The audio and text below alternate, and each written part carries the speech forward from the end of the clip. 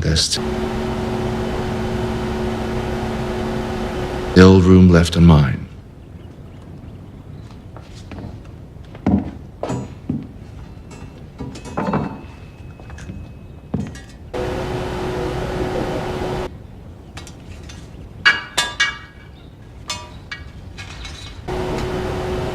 I think I need that.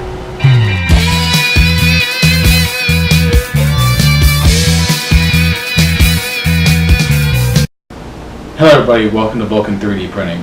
We do 3D printing projects from anything from movies to TV shows to anything that you can think of, we try to do it. So today we're going to go over the Oathkeeper sword from Game of Thrones. It was a great sword.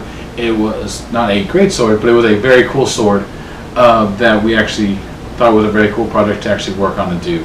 So right now, the first thing we have to do is we have to actually go print out all the individual parts and components of it, and that will be in a time-lapse form. So that should start right about now.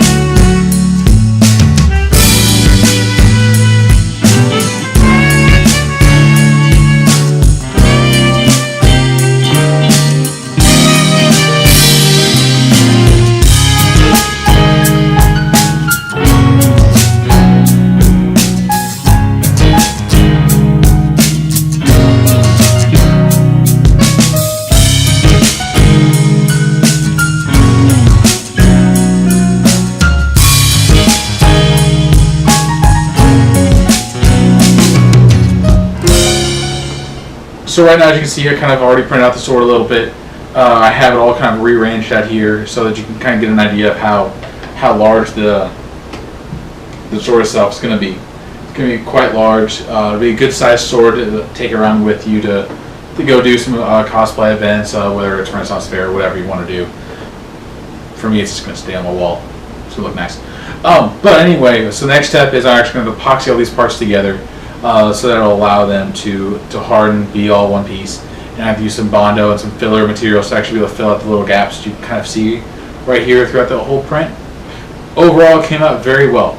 The print was very smooth, not a whole lot of layer shifting or overblowing each individual layer with the extruder fan. It turned out as a great print. I'm very happy and very excited for it.